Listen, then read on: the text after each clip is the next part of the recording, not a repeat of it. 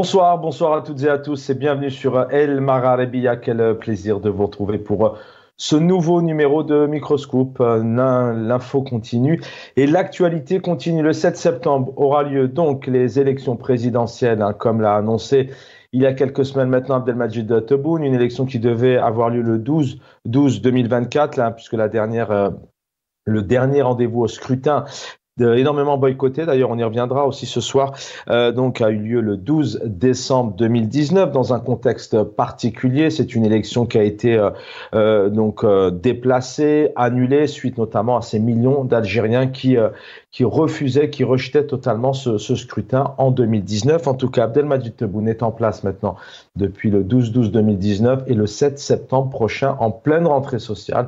On en a longuement parlé de cette date aussi qui en dit long. Comment inviter aussi les Algériens, les Algériennes, les citoyens, les citoyennes d'un État à aller voter. C'est ça le plus important d'ailleurs. Peu importe leur choix, mais c'est vraiment cet acte de citoyen qui est vraiment très important. Et en Algérie, malheureusement, les derniers scrutins présidentiels ou encore les wilayas, les communales, aussi bien les législatives ou le 1er novembre 2020, qui était à la réforme de la Constitution, ont été énormément boycottés. Ça en dit long sur le désintérêt total des Algériens et des Algériens en la politique, mais aussi peut-être en la confiance du système politique en Algérie avec ce régime. C'est une question qui se pose. On y revient encore ce soir. Et puis l'actualité donc continue depuis mardi dernier.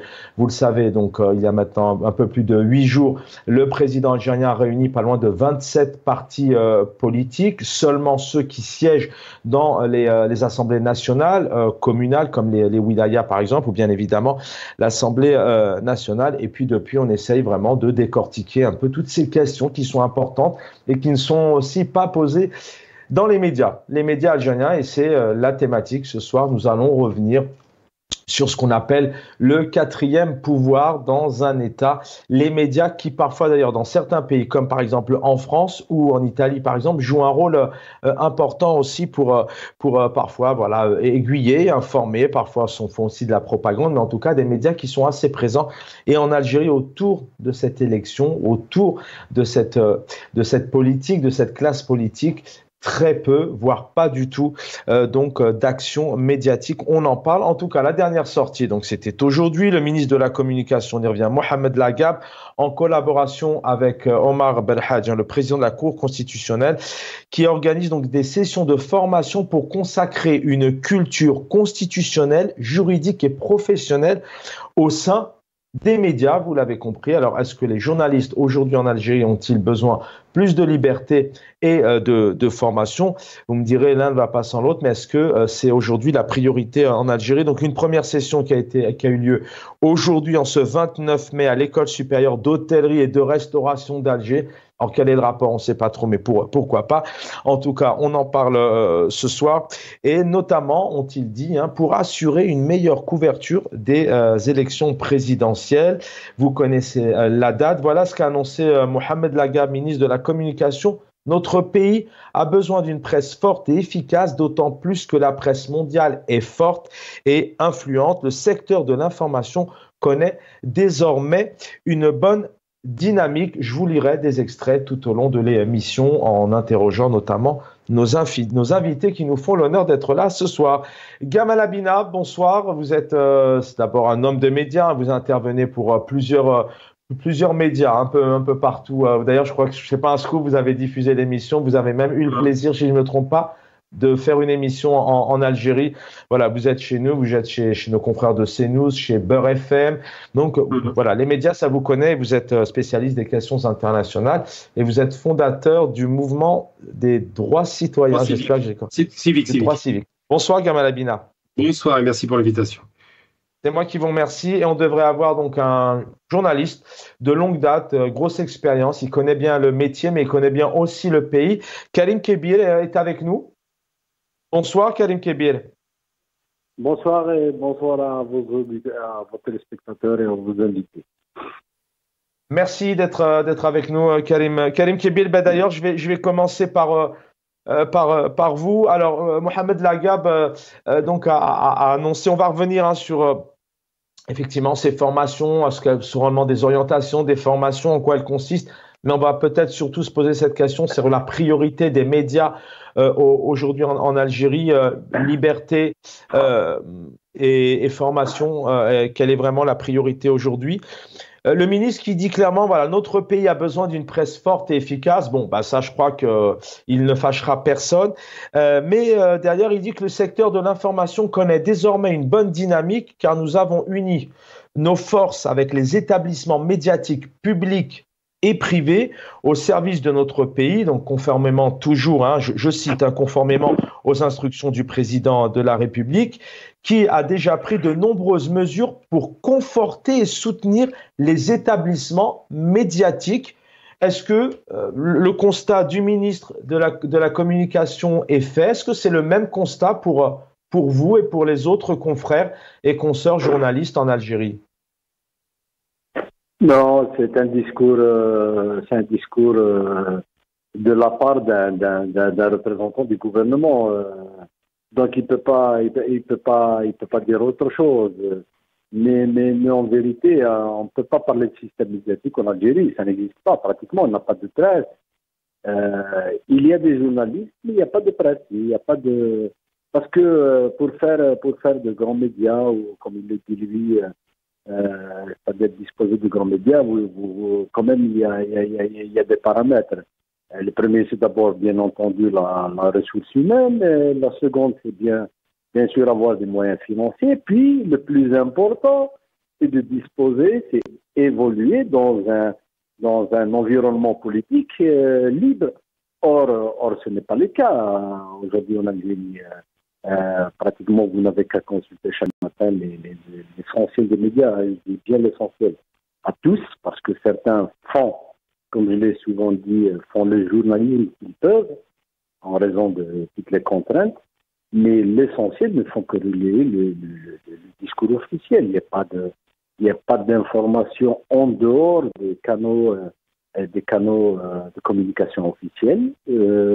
Il n'y a pas de reportage, il n'y a pas d'enquête, puisqu'il n'y a pas l'accès à l'information. Il n'est pas, même s'il est garanti par la Constitution, mais dans la pratique, c'est quasiment impossible parce que tout le monde refuse de communiquer parce qu'il risque, tout le monde a d'une certaine façon a peur de communiquer, de divulguer des informations. Voilà, mais la situation est quand même très difficile en Algérie aujourd'hui. On ne peut pas parler de presse. Et le discours du ministre n'est qu'un discours langue de bois, essentiellement pour dire comme quoi ils sont en train de travailler pour améliorer la situation. Mais en vérité, dans la réalité du terrain dit tout le contraire. Mais comment on explique que on parlait du président algérien hier, hein, qui encore annonçait clairement la semaine dernière, on y revenait hier dans le cadre de nos éditions, qui disait une nouvelle fois, il y a à peine 8 jours, qu'il n'y avait pas de détenus d'opinion dans les prisons algériennes. Donc c'est un président qui campe sur ses positions. Dans un autre secteur sur la liberté d'expression en tout genre, sur les médias, les réseaux sociaux, et on parle, quand on dit journaliste, il y a les professionnels comme vous, entre autres, comme Hassan El-Khadi, on a une pensée pour lui, et quand on a une pensée pour lui, bien sûr, on a une pensée pour tous les confrères et toutes les consoeurs emprisonnés, mais on a aussi là affaire à la même méthode. On a un ministre, alors vous me direz peut-être qui suit le patron, qui suit le président, mais dans cette qui va au-delà d'une problématique, hein, dans cette difficulté auquel sont confrontés les journalistes et les Algériens et les Algériennes, c'est aussi un pouvoir qui campe sur ses positions, qui ne met pas de l'eau dans son vin, qui fait pas son mea culpa en disant oui, effectivement, il y a quand même des manquements, il y a un manquement de liberté, il y a des choses à améliorer. Justement, c'est ça le problème le problème du pays, c'est que ça ne date pas d'aujourd'hui, ça remonte à pratiquement depuis l'indépendance. Parce que la responsabilité suppose justement de reconnaître quand on a failli, ou bien quand il y a des manquements ou des lacunes, il faut les assumer. Or, en Algérie, vous ne trouverez jamais un responsable, par exemple, qui reconnaît qu'il y a des erreurs ou des insuffisances. Donc il y a cette espèce d'autosuffisance dans le discours et on a vu quand même les résultats. Rappelez-vous de l'époque de Bouteflika, ce qu'on disait, ce qu'on racontait à longueur de journée sur les télévisions et sur les médias. Et puis jusqu'au soulèvement de 2019, quand ils se sont surpris de voir que finalement des millions d'Algériens n'étaient pas tout à fait satisfaits de ce qu'ils faisaient. Mais si vous reprenez tous les discours qui ont été faits, c'est tout le monde qui dit qu'on est beau, on est gentil, on est les meilleurs, on a fait ça, il y a beaucoup de réalisations. Effectivement, il y a des réalisations, mais sur le plan des libertés, par exemple, c'est une véritable catastrophe. Quand vous disiez les détenus d'opinion, ils ne peuvent pas les assumer justement, ils ne peuvent pas reconnaître qu'il y a véritablement des détenus d'opinion. Quand vous prenez quelqu'un parce qu'il a publié un post Facebook, comment on peut le qualifier? Comment on peut l'appeler? Quand vous refoulez un journaliste qui vient de France pour réaliser un reportage, vous le refoulez, et puis les arguments avancés c'est de dire que son journal nuit à notre pays. Mais c'est un journal qui est établi à l'étranger, il est libre de dire ce qu'il veut. S'il libérait ici, les gens vont dire des choses dont les autres n'auront pas besoin, par exemple, de reproduire ou bien de dire, c'est tout. C'est de jouer la carte de la transparence et la carte d'ouverture. C'est la même chose avec l'apparition des youtubeurs qui sont devenus influents, parce que le champ médiatique est fermé chez nous, que les gens trouvent le terrain justement pour s'exprimer par ailleurs, pour drainer, pour attirer, si vous voulez, l'intérêt de la population, parce qu'elle est assoiffée de la bonne information. Elle veut connaître, elle veut comprendre, elle veut. La citoyenneté, c'est d'abord fournir justement en tant que journaliste des éléments qui permettent aux gens d'avoir une meilleure idée sur la gestion des finances publiques, sur la manière dont la gouvernance se fait dans le pays, et ainsi de suite.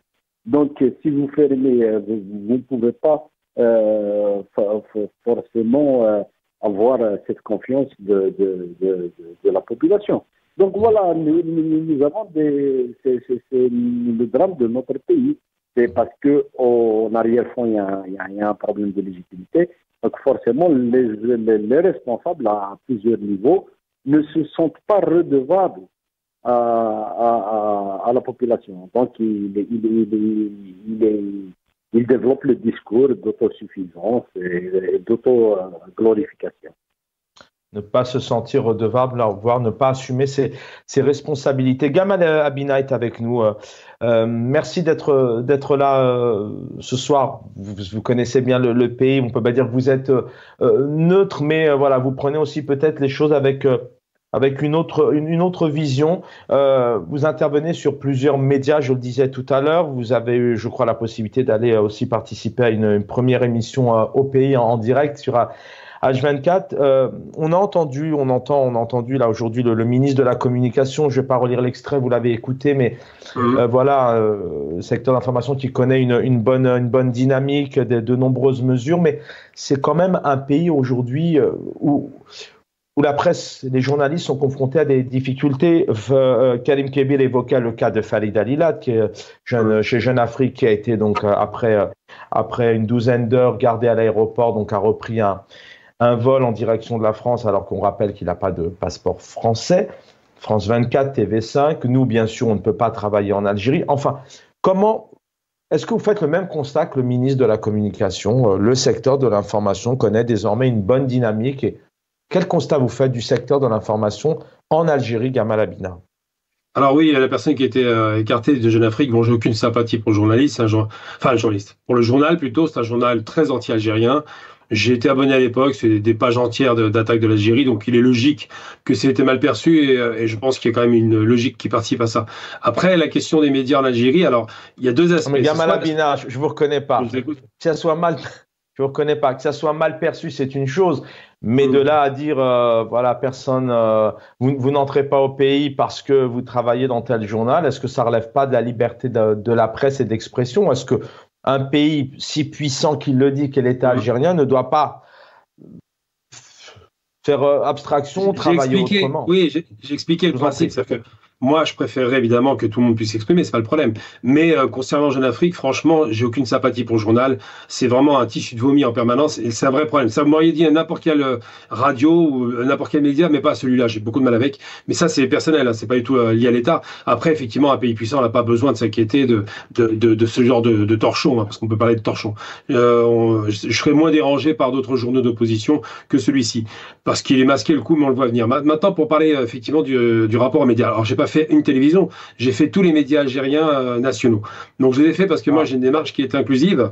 Donc j'ai fait L24, Canal Algérie, j'ai fait les radios, Chaîne 3, Ifriqiya, enfin tous les médias qui me permettent de porter une voix par rapport à l'Algérie. Je les porte à l'extérieur, à l'intérieur, et j'ai surtout une démarche très inclusive en matière économique. Donc c'est surtout mon combat. Mais et en même temps, la question de la critique des médias français, je l'ai faite là-bas, en Algérie, en miroir, parce qu'effectivement, la France a des médias qui posent problème, qui sont aux ordres. On voit bien sur la question palestinienne, c'est catastrophique, cette propagande médiatique orchestrée depuis le début. C'est pas moi qui le dis, hein, il y a des sites internet qui le disent très bien, qui ont fait une analyse de la posture française vis-à-vis de la question palestinienne, qui est extrêmement tendancieuse et dangereuse. Donc c'est vrai que la question des médias est une question nationale qu'on retrouve partout. Maintenant, le ministre fait référence à deux choses, je pense. La première chose, et c'est la chose qui peut m'intéresser, puisque j'ai fait le tour des médias, c'est un saut qualitatif indiscutable. AL24, par exemple, s'est donné des moyens considérables de devenir une chaîne internationale et va se déployer de plus en plus avec des journalistes qui me paraissent, pour la plupart d'entre eux, très honnêtes. Ils ne sont pas nécessairement, d'ailleurs, tous forcément de l'école du journalisme classique, mais c'est des gens qui font le boulot. Après, sur un plan technique, ils sont au rendez-vous. Sur le plan des moyens, il y a des moyens qui ont été donnés, c'est indiscutable. On est très loin de la vieille tradition médiatique un peu poussiéreuse. Il y a beaucoup de choses à revoir, mais c'est vrai que là, sur AL24, il y a un saut qualitatif indéniable. Est-ce que vous pensez que c'est intéressant ce que vous nous dites, vous nous faites vivre le terrain? Est-ce que vous pensez que demain, on pourrait, chez H24 par exemple, retrouver le président algérien en direct avec peut-être d'autres candidats ou être confronté à des journalistes qui auront pas des vrais, j'aime pas ce mot-là parce que on a une pensée à tous nos confrères qui parfois doivent faire leur travail et sont confrontés aussi à des pressions, mais est-ce qu'on peut imaginer demain que les Algériens enfin pourraient voir leur président face à de journalistes qui leur poseraient des questions qui fâchent sur un mandat qui pose aussi des questions aujourd'hui. 5 ans de mandat pour Abdelmadjid Tebboune, on ne peut pas dire qu'il a été au rendez-vous à tous les niveaux. Est-ce qu'on peut avec ce régime? Je pense que tout est possible parce que maintenant il y a une ouverture qui est en train de se faire progressive. On le voit bien, ce média qui a été voulu par le président s'est donné le moyen d'être un média sérieux. On n'est plus sur les médias de bricoleurs. Après, je parle de l'aspect effectivement. Alors, des journalistes pourraient s'exprimer. J'ai eu la chance, moi, par exemple, d'interpeller Dominique de Villepin devant tous les médias algériens. J'ai pas été inquiété. Pourtant, j'étais extrêmement rentre dedans. J'ai demandé à de Villepin de demander à la France de demander pardon. Donc, c'est quand même pas à moitié. Il n'était pas venu pour ça. Il est venu pour faire sa tournée de position objective et honnête sur la question palestinienne, et je suis revenu sur la question mémorielle. Donc c'est vrai que tout est possible. Je pense que maintenant qu'il y a des ouvertures possibles, j'ai fait référence à deux choses. Premier aspect, c'est l'aspect technique. Il y a indiscutablement, et je l'ai vu, je parle pas de choses que je n'ai pas vues, c'est pas de loin, c'est sur place, une évolution technique avec la chance donnée à des jeunes, c'est pas mal quand même, ça m'intéresse ça, parce qu'à l'époque c'était pas le cas, des jeunes qui ont des moyens techniques et qui se donnent au maximum. Après, il y a l'aspect effectivement, alors c'est l'autre aspect, c'est l'aspect liberté de la presse, la capacité de pouvoir s'exprimer. Le plus important. Oui, j'entends bien. Enfin, on a le même problème en France. Il n'y a pas de liberté de la presse. On fait croire que c'est un pays libre, mais c'est faux. On voit bien que tout est aux ordres. Pour avoir fait de la télévision française, je vous cache pas que vous donnez vos questions avant de les poser. C'est vous dire un peu le niveau de contrôle, hein, quand on fait des directs. Moi, en général, je respecte pas la règle, mais il n'en demeure pas moins que c'est le cas. En Algérie, on ne m'a pas posé de questions, on m'a pas dit ce que j'ai à dire. J'ai dit ce que je voulais quand je le voulais. Alors évidemment, j'attaque jamais mon pays parce que c'est une question de principe fondamentale. Je dis il faut améliorer, mais je suis pas dans le rentre-dedans parce que je fais de l'analyse. Je suis pas là pour juger, ça ne m'intéresse pas. Ça, je laisse ça à d'autres qui savent faire et c'est très bien. Il faut qu'il y ait des gens qui s'expriment là-dessus. Non, mais le but, c'est pas d'attaquer. Non, bien sûr, mais le but, c'est si on prend par exemple la Covid, où on prend les feux, on n'a jamais eu un président ou un ministre de l'Intérieur avoir des journalistes à la fin de l'été en disant, Monsieur le ministre de l'Intérieur, votre responsabilité dans tout ça, ça fait 3 ans que ça dure et chaque été, il y a des drames. Alors, c'est peut-être pas la faute du ministre, mais on ne sent pas cette liberté de la presse. Je voudrais pas qu'on compare avec des pays, en France, il y a des gros problèmes, mais il y a quand même... Voilà, c'est pas la même liberté. Il y a quand même des médias qui émergent, qui sont libres et qui travaillent. En tout cas, restez avec nous, Gamal Abina. On va écouter le ministre Mohamed Lagab, justement, qui revient ici sur les élections et puis le professionnalisme des médias.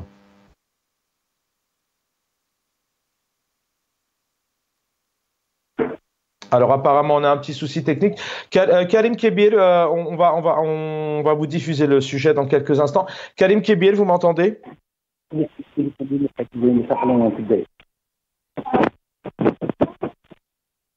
Alors je sais pas. Alors est-ce que Karim Kebir est avec nous?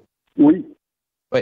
Alors est-ce que le sujet est presque, on pourrait visionner l'équipe en régie, Mohamed Lagab justement qui évoque les élections et le professionnalisme des médias, s'il vous plaît.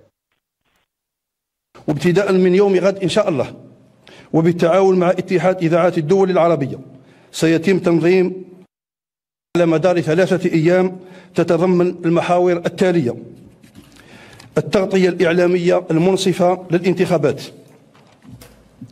الأشكال الصحفية المستحدثة في التعاطي مع الانتخابات، القيم المهنية والصحفية في الانتخابات، والعادل للإعلام.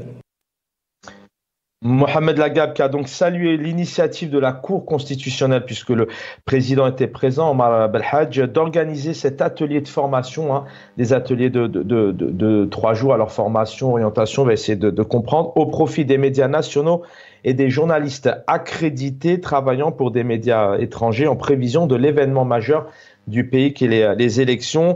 Sur les formations, le ministre a aussi indiqué que ces ateliers de 3 jours devront permettre aux médias d'assurer une couverture équitable des élections. Donc c'est ce qu'il disait il y a quelques instants. Et concernant donc Omar Belhadj, qui est le président de la Cour constitutionnelle, voilà ce qu'il dit: le régime électoral a connu d'énormes réformes, aussi en lien avec ce que disait Mohamed Sharfi, qui est le président de l'agence qui organise et qui gère le bon déroulement des élections, qui a dit clairement que tout était mis en place et que l'Algérie avait atteint un niveau aussi de conformité internationale en termes de transparence des élections. Voilà ce qu'a dit Omar Belhadj, et je vous donne la parole juste derrière Karim Kebir. L'organisation de ces ateliers de formation pour les médias, ajouté, je vous le disais, le président de la Cour constitutionnelle, témoigne de nos nobles efforts visant à renforcer le travail participatif, à rapprocher la justice constitutionnelle du citoyen et à lui permettre de comprendre ses concepts et ses principales missions pour assurer le respect de la Constitution et la protection des droits et des libertés fondamentaux. Karim Kebir, d'abord, vous pouvez réagir un peu sur ce que vous avez entendu venant de notre invité, invité ce soir, Gamal Abina, qui a aussi une autre perception qui apparemment est différente, avec des émergences, des jeunes qui sont amenés demain à travailler avec un peu plus de liberté.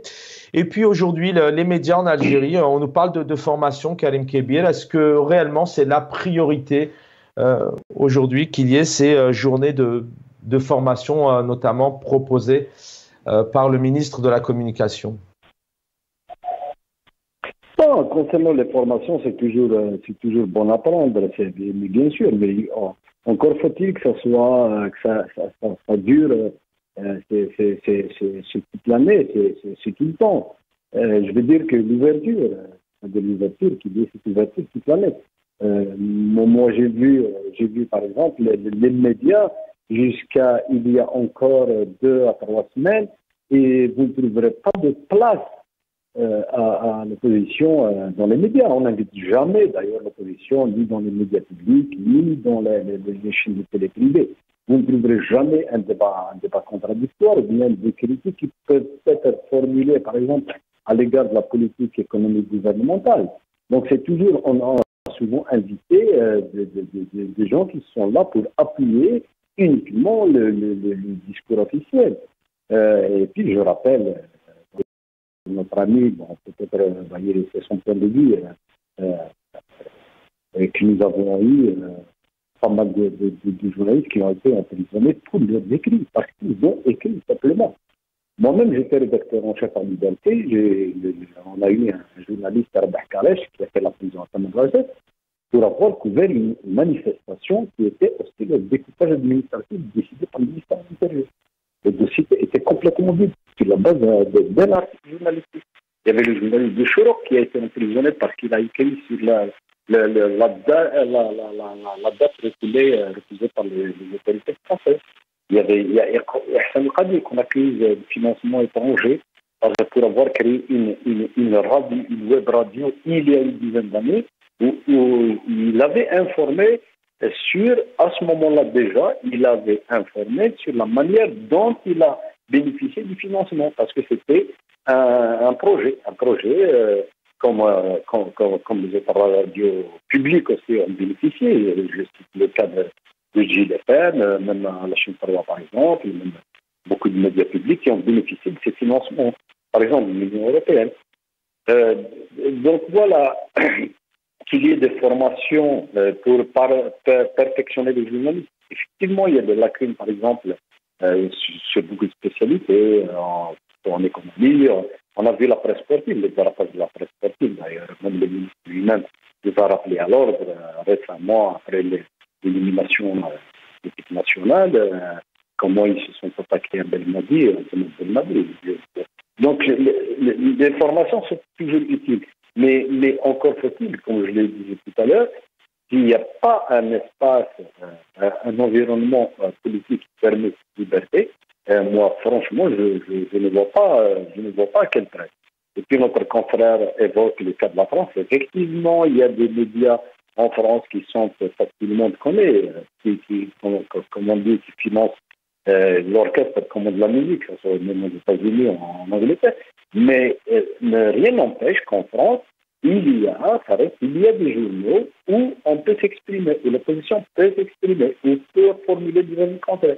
Moi, je regarde Béler Nebzi, et il intervient souvent, il développe un discours complètement contraire, mais on n'empêche pas pour autant de s'exprimer. On n'a pas à faire le parallèle entre la situation en Algérie et la situation de la presse en Occident. C'est vraiment incomparable. La nuit et le jour. Nous sommes qu'au début et on n'a même pas assuré justement ce minimum de liberté. On l'avait connu pendant la parenthèse des années 90, dans la foulée de l'ouverture de 89. Effectivement, il y avait une certaine liberté. Mais aujourd'hui, malheureusement, j'ai le regret de me dire que nous sommes loin encore de disposer d'un véritable système médiatique. Et je pense que la qualité des médias n'est pas faite pas uniquement par les moyens, ni par la ressource humaine, mais c'est beaucoup plus de disposer d'un environnement d'ouverture où les gens peuvent s'exprimer librement, où on peut accéder à l'information. Gamal Abina, quand on entend, restez avec nous s'il vous plaît, Karim Kébir, je reviens à vous dans un instant. Gamal Abina, tout de même, quand on entend un confrère de grande expérience, et on connaît, voilà, Karim Kébir qui a dirigé longtemps la rédaction de Liberté, qui était à Radio M, à Grême Hébergeant, côté de Ihsan Al-Qadi, etc.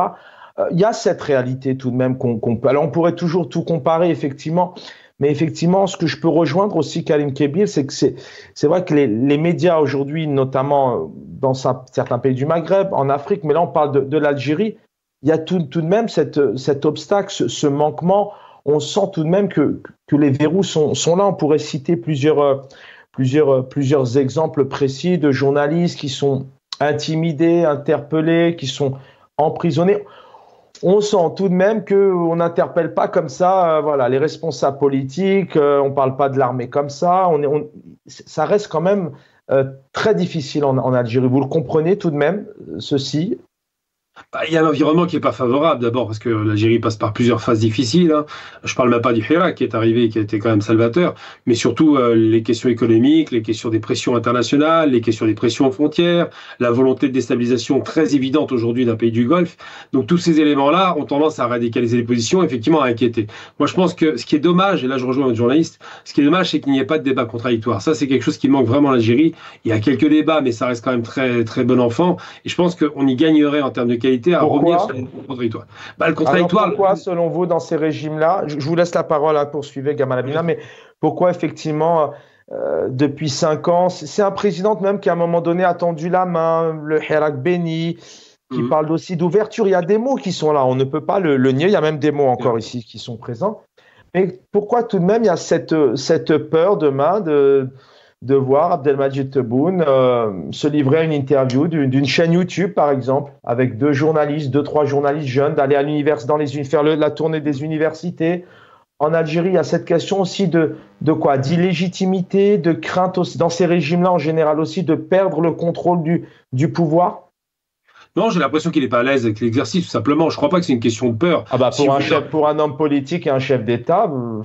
Oui, mais en l'occurrence, c'était un ministre avant, c'était pas un chef d'État, il est devenu chef d'État un peu par défaut, entre guillemets, mais en même temps, il n'est pas à l'aise, et ça arrive, hein, tout le monde n'est pas capable de ça, et je sais pas si c'est cette question qui le pousse. Ce qui est certain, c'est qu'il aurait pu organiser ce genre d'interview, à la limite, pourquoi pas, c'est facile à mettre en scène, mais il le fait pas, donc ça veut dire que quelque part, il n'est pas forcément dans une situation d'inconfort. Ce qui est certain, en l'occurrence, par rapport à la question du débat contradictoire et des difficultés que traverse ce pays, qui commence à aller mieux, il faut le reconnaître, hein, indiscutablement, il a tendu à la main à la diaspora, il l'a vraiment fait, on l'a vu, hein, le résultat, c'est qu'on peut aller au pays sans trop de difficultés avec des billets d'avion pas chers et avec des conditions de recevabilité. On est bien reçu, il faut le reconnaître. Je ne parle pas de moi à titre personnel, mon frère y était aussi.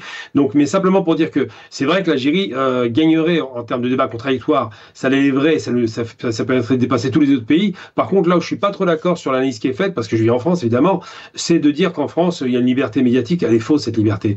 Il y a une opposition qu'on connaît, qui est autorisée, qui est publique, qui est un parti politique, c'est la seule opposition qui s'exprime en France. Il n'y a pas d'autres oppositions. Le reste, c'est tous des gens d'accord. Et quand on va dans les médias français, qu'ils soient... Non, mais Gamal Abina, quand vous êtes invité dans la même semaine, et je vous suis sur 4-5 médias différents, le plaisir de vous avoir, vous êtes chez CNews, chez Morandini, et puis à un moment donné chez Adil Farkan, chez Beurre FM, et puis chez H24, il y a quand même une certaine liberté où vous pouvez, avec toujours le même Gamal Abina, vous exprimez de la même manière sur les sujets. Vous jouez pas, d'ailleurs, vous jouez pas un rôle, on est d'accord. Donc c'est une certaine liberté quand même. Mais pas du tout. Je vais vous dire le petit secret que vous connaissez pas forcément. C'est que lorsqu'on me recevait dans les médias français, que ce soit nationaux, à France 2, où on m'a proposé d'être recruté, ce que je n'ai pas accepté, ou CNews, c'est pas parce qu'ils m'aiment, ils m'aiment pas du tout en réalité. La plupart sont plutôt réfractaires à ma présence. C'est parce que je fais du chiffre. Parce qu'on est passé de 200 000 à 500 000 téléspectateurs, et que donc immédiatement ils se sont rendus compte que le contradictoire, et c'est ça que j'aimerais voir l'Algérie, fonctionne, et ils se sont dit ça vaut le coup de l'avoir. Mais ils me payent pas pour ça, c'est gratuit. Ensuite, c'est moi qui prends les coûts en général. Mais vous vous exprimez quand même. Vous exprimez quand même, Gamal Abina. En bataillant. Je suis maintenant moins censuré, mais au départ, quasiment me couper systématiquement. Ce qu'on n'a pas en Algérie. Et vous parlez aussi un peu de cette circulation. Il y a beaucoup d'ISTN. Alors, je dis pas que les gens sont mal accueillis, bien évidemment, mais il y a aussi aujourd'hui des militants qui subissent des ISTN. Je pourrais en citer plusieurs. Mais je peux vous dire une chose, par exemple. La parole. Vous allez rire, je vais vous dire une chose. J'ai un copain qui est producteur sur une chaîne privée, je ne donnerai pas le nom de la chaîne pour ne pas l'incommoder. Et le journaliste vedette de la chaîne a dit qu'il ne me recevrait pas. Et vous savez pourquoi il ne veut pas me recevoir? Pour une motivation que vous n'avez même pas opposée à moi. Bon, j'ai fait le réel comme tout le monde, mais il ne veut pas me recevoir parce qu'il dit que je ne suis pas gérable. C'est-à-dire qu'ils ne peuvent pas me contrôler. Et ça, c'est quelque chose qui est très gênant, parce que quand je vais en Algérie, par exemple, je suis le même qui n'est pas gérable, et pour autant, parfois j'ai même été jusqu'à dire que Netanyahou, je le dis devant vous sans aucune difficulté, est un chien enragé. J'ai pas de problème avec ça. Quand on a un criminel, il faut le nommer. Et bien, on ne m'empêche pas de le dire. Alors, ça ne veut pas dire que la liberté est totale, mais j'ai moins de contraintes en Algérie à m'exprimer que je n'en ai eu en France. Parce qu'en France, chaque fois que vous parlez et ils sont dérangés, eh bien, ils vous censurent ou vous invitent pas. Donc aujourd'hui, les médias me connaissent très bien en France, mais personne ne prendra le chemin de l'invitation, parce que sur le public, c'est impossible évidemment, et sur le privé, sauf quand je fais du chiffre, ça les intéresse pas parce qu'ils sont inquiets du fait qu'ils ne sachent pas ce que je vais dire en direct. Donc, je refuse évidemment de faire des enregistrements parce que je sais qu'on va les magouiller. Donc, c'est pour ça qu'ils me reçoivent. C'est parce qu'à la fois, je garantis le spectacle, évidemment contradictoire, et en même temps, parce que on a un personnage qui dit autre chose que ce que les autres disent. Eux, ils sont tous d'accord entre eux, hein. Je reviens là-dessus parce que j'ai reçu aussi deux, trois messages là-dessus sur l'inconfort du président algérien. Il est censé aussi être entouré le président Abdelmadjid Tebboune pour pouvoir être confronté à faire une tournée des médias, une tournée des wilayas. Aujourd'hui, c'est quand même quelqu'un qui, serait-ce qu'en termes d'expression, vous parlez de cet inconfort, de cet exercice, mais s'il est bien entouré, il travaille ses dossiers, logiquement, il devrait aller à la rencontre. C'est une sorte de liberté d'expression aussi du peuple algérien, d'aller à la rencontre dans les universités, les collèges, les différents médias, parce qu'il y a le NTV, mais pas que, entre autres. C'est vraiment un problème d'inconfortabilité, vous pensez, ou c'est vraiment qu'il est dans un système qui est là depuis des décennies, où on ne s'exprime pas aussi, et c'est pas le même fonctionnement que d'autres fonctionnements, d'autres régimes? Son prédécesseur s'exprimait beaucoup, mais j'ai envie de dire, je compare deux chefs d'État comparables. Monsieur Tebboune et Monsieur Mohamed VI. Ah. Non, Mohamed VI. Pourquoi? Parce que les deux. Alors, Mohamed VI, c'est acté. Il le dit et le revendique. C'est un exercice qu'il déteste, la prise de parole en public. Il en fait quasiment jamais. Il fait des présentations lénifiantes qu'on connaît, mais il ne fait pas d'échange avec les journalistes parce qu'il n'en veut pas. Il parle qu'en arabe et pas en français, alors qu'il connaît très bien la langue, parce qu'il y a un inconfort personnel. Alors, il est un peu timide, on l'a bien compris. Ça le met en difficulté. Il n'aime pas l'exercice. Et je suppose, je suis pas en train de dire je sais, parce que j'ai pas parlé au président. Je suppose que c'est peut-être une de ses motivations. Après, l'autre aspect important qu'il ne faut pas perdre de vue sur la question de la réforme des médias, ça a été évoqué par votre ami journaliste qui est très bien d'ailleurs là-dessus, il a raison.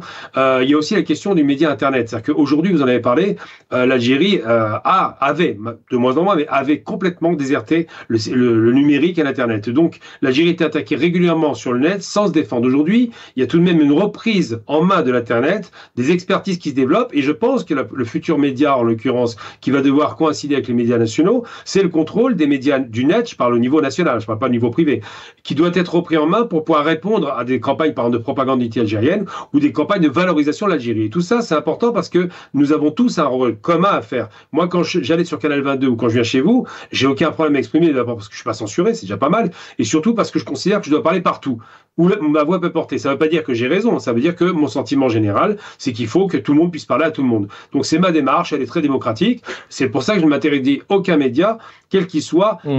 J'ai même fini, une fois, j'ai accepté une invitation que je regrette quelque part, c'est I24, même si c'était pour démonter mon adversaire, ça m'a quand même gêné parce qu'à posteriori, je me rends compte que franchement, c'était pas ma place. Mais quoi qu'il en soit. Donc pour vous, en Algérie aujourd'hui, on va redonner la parole à Karim Kébir, mais oui ou non, aujourd'hui en Algérie en 2024, on peut s'exprimer, on peut dire tout ce qu'on veut. Faut-il encore qu'on soit invité? Pas tout ce qu'on veut, mais moi, je vous le dis sincèrement, je ne vais pas vous dire tout ce qu'on veut. J'ai jamais été censuré en Algérie. On ne m'a jamais dit ce que j'avais à dire. Je ne donne pas mes notes. C'est-à-dire que, après, je n'attaque pas le régime algérien, le gouvernement ou le système. J'apporte des contradictions, je donne quelques critiques. Je dis, il faut améliorer, mais je ne suis pas dedans. Moi, je cherche la construction, pas la destruction, mais j'ai jamais été, je vous le dis sincèrement, censuré. En France, quand j'arrive, on est un peu inquiet. On se dit, ce gars-là, il va encore déraper. On me demande les questions que je vais poser. Ouais.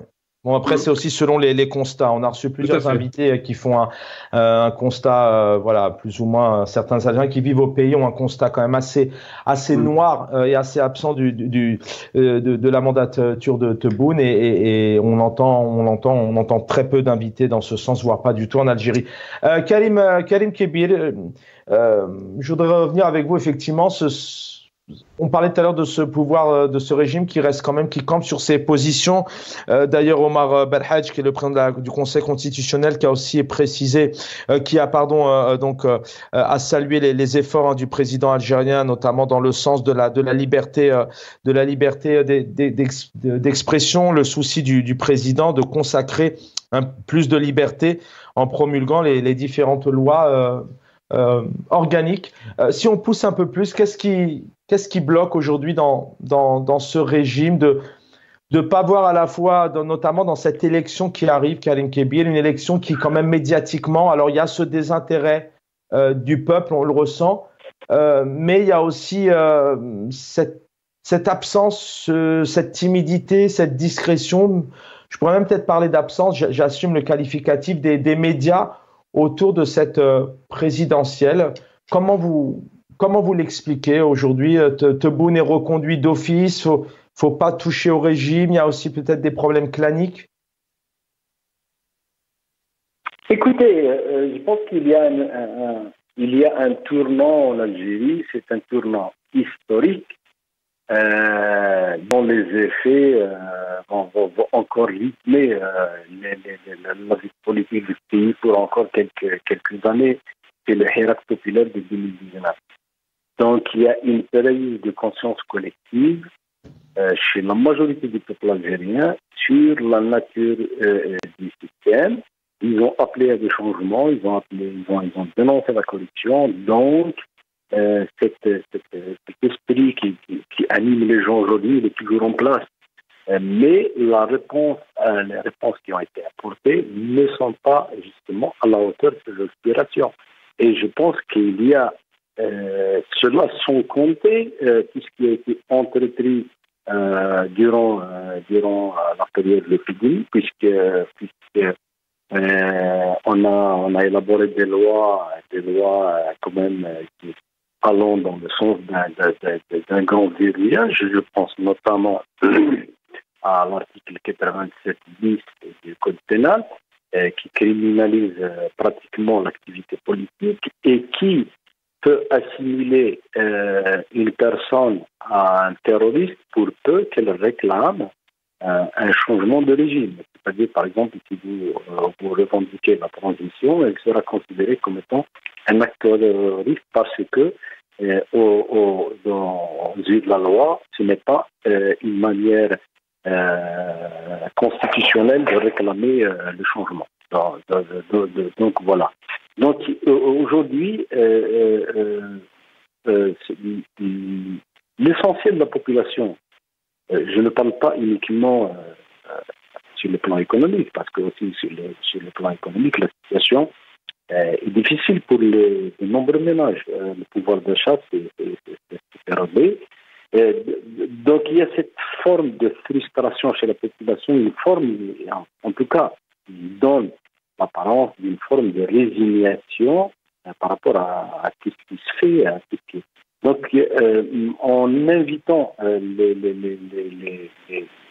les médias à essayer, et encore là-dessus, j'ouvre juste une parenthèse, c'est que les médias publics, ils n'ont pas encore reçu d'ordre justement de parler de cette élection présidentielle.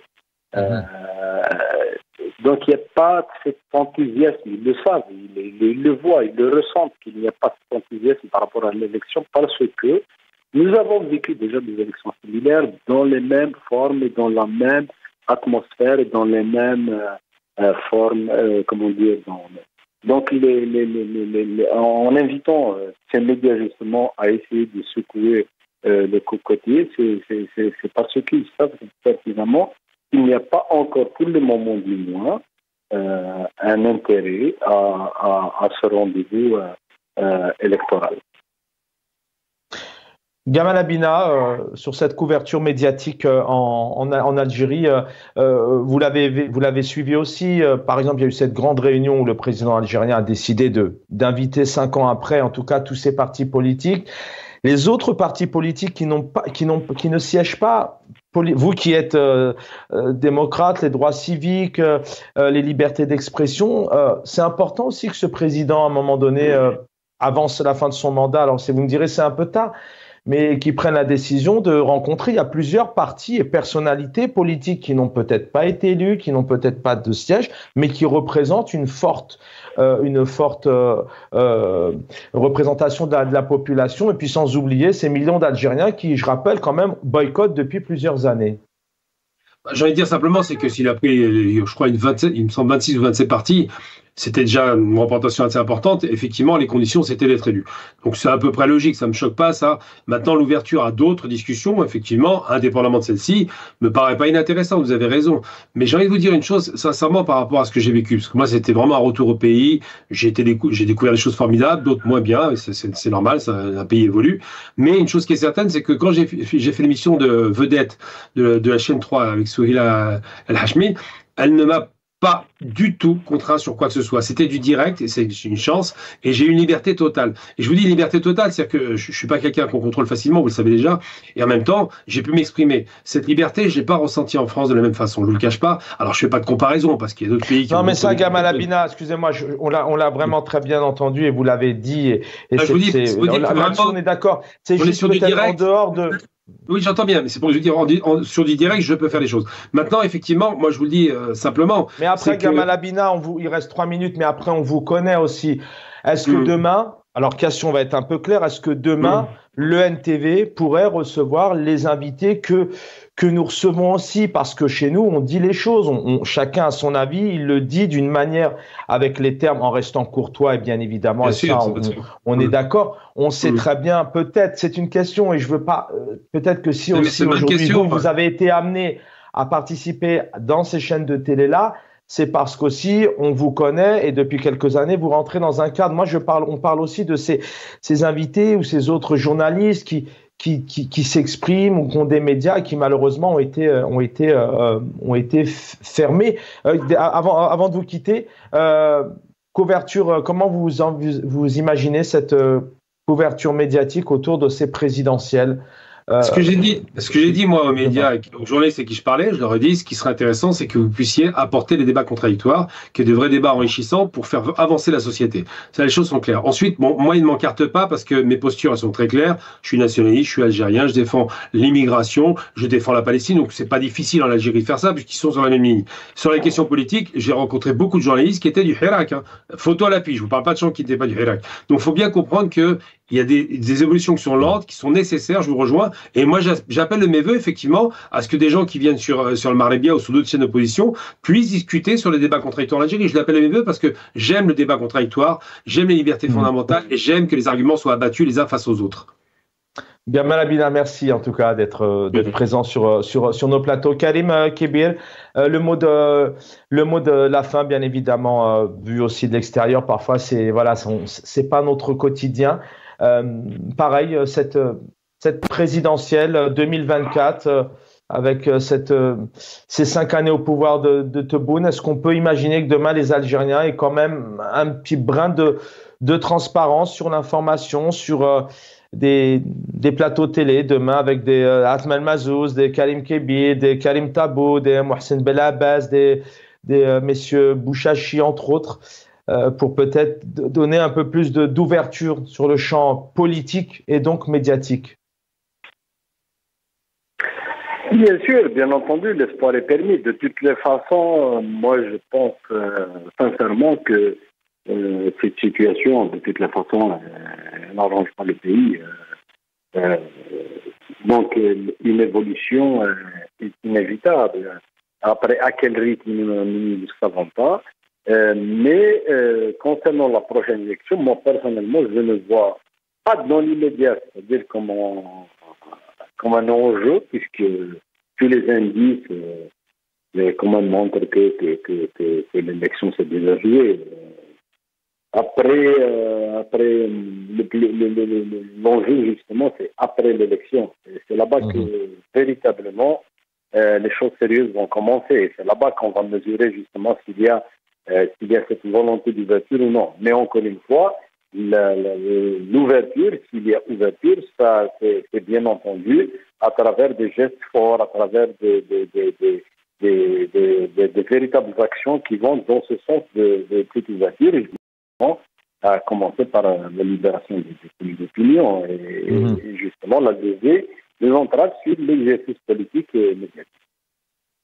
Karim Kébir, merci d'avoir été avec nous. Vous parlez des détenus d'opinion. Sachez qu'aujourd'hui, selon les ONG, ils sont près de 230 en Algérie. Donc, était avec nous Karim Kébir, journaliste, ancien directeur de la rédaction Liberté et journaliste aussi aux côtés d'Ihsan El Khadi, à qui on a une pensée ce soir. Gamal Abina, merci pour votre fidélité, analyste politique, spécialiste des questions internationales. Dans quelques instants, mon ami confrère Jamaldine Benchenouf, si je ne me trompe pas, je l'espère. Et dans quelques minutes, notre ami confrère Jamaldine Taleb pour El Umq. L'équipe en régie, merci. À demain, je l'espère. Prenez soin de vous.